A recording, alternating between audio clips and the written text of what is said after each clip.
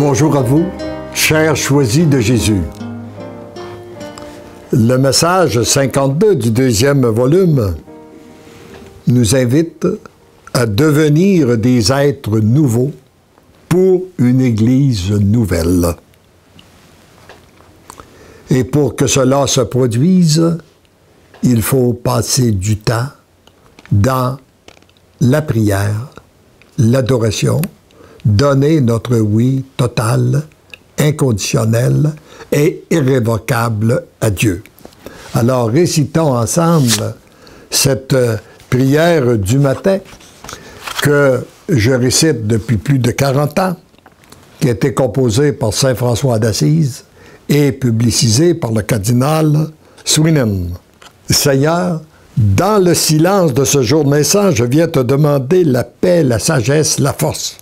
Je veux regarder aujourd'hui le monde avec des yeux tout remplis d'amour, être patient, compréhensif, doux et sage, voir au-delà des apparences tes enfants comme tu les vois toi-même, et ainsi ne voir que le bien en chacun.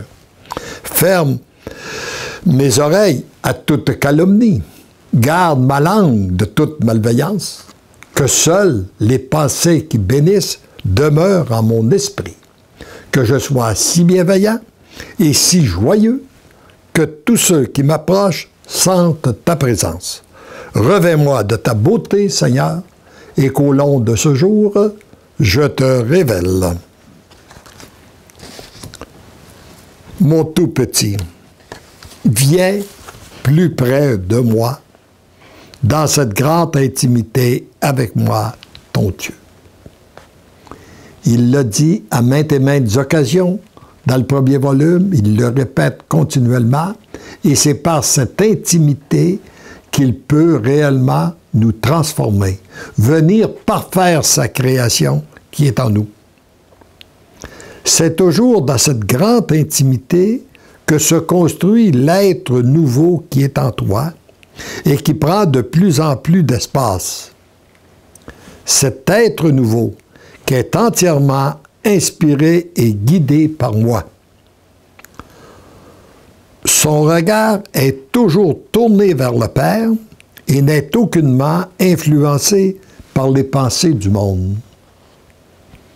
Voyez-vous le grand changement? Très souvent, nous agissons suivant les courants de pensée du monde. Nous nous laissons influencer par ce que le monde pense. Eh bien, lui, il nous dit non. Regarde ton Dieu, laisse-toi influencer par lui, deviens un intime avec lui.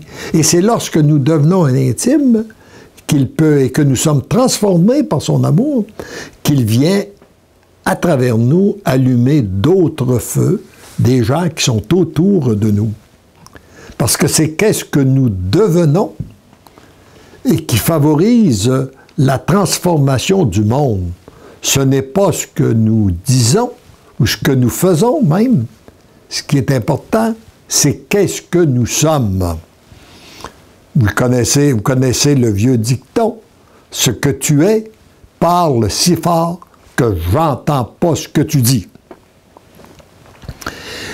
Il est continuellement branché dans un état de louange, d'adoration, de remerciement, d'action de grâce. C'est ce qui le garde dans la jubilation.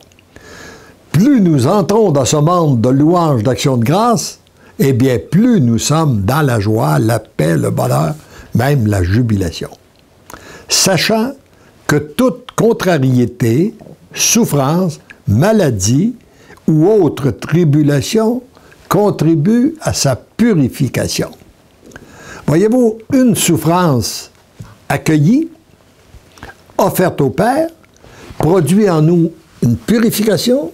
Cette purification-là nous conduit plus près du cœur de Jésus et c'est ce qui nous permet de découvrir une nouvelle paix, une nouvelle joie, un nouveau bonheur qu'on n'a pas connu.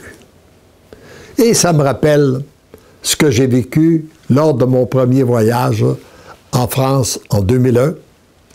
Après avoir donné cette explication dans une conférence, il y a une dame qui vient me voir, écrasée par le poids de la souffrance, et elle me dit, Priez pour moi parce que je souffre, je souffre, je souffre. Je souffre. Il y a 6 ans et demi que mon mari est mort.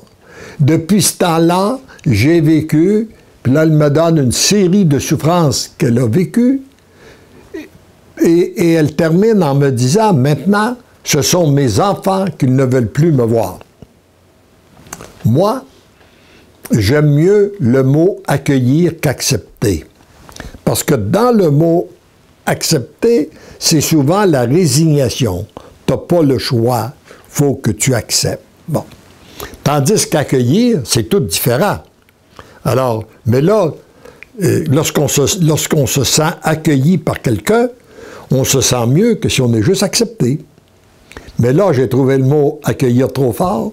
J'ai dit à la dame, est-ce que vous avez accepté la mort de votre mari? Et elle a eu une réaction spontanée. Elle m'a crié, c'est pas acceptable. Bon, ben, j'ai dit, on va demander à Dieu de venir répandre sa paix dans votre cœur et de vous donner la grâce d'accepter, j'ai utilisé encore accepter, je n'ai pas osé utiliser le mot accueillir, d'accepter la situation qui est la vôtre en commençant par la mort de votre mari. 2 soirs plus tard, je suis dans un autre groupe, je donne à peu près le même genre d'enseignement, et il y avait dans l'assistance une dame qui rayonnait à travers les autres, tellement on la sentait remplie de joie, de bonheur, était un visage rayonnant. Elle vient me voir après pour me dire « Ce que vous enseignez, je le vis. Ça fait 6 mois que mon mari est mort. Nous étions très près l'un de l'autre, très unis l'un à l'autre.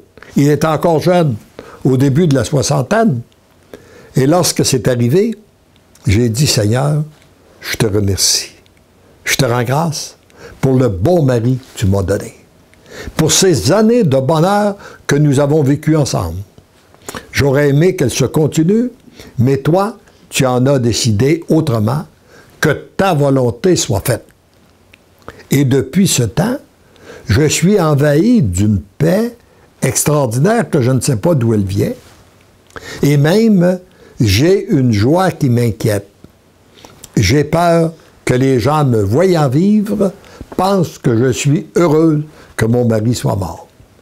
Voyez-vous, la même souffrance non accueillie est encore plus présente 6 ans et demi après. Accueillie, elle s'est transformée immédiatement en grâce et en bénédiction. D'où l'importance d'accueillir la situation. Et toutes ces souffrances-là sont des occasions pour nous de purification et de sanctification.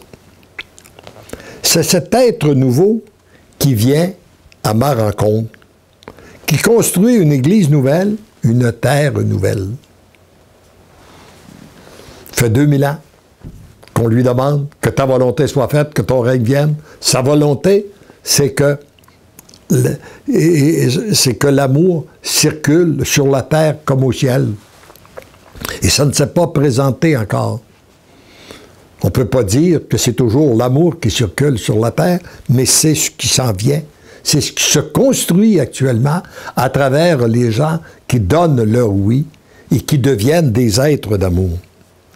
C'est cet être nouveau qui est tout amour parce qu'il est continuellement branché sur l'amour, ça veut dire branché sur Dieu, pour recevoir et répandre l'amour qui vient de Dieu.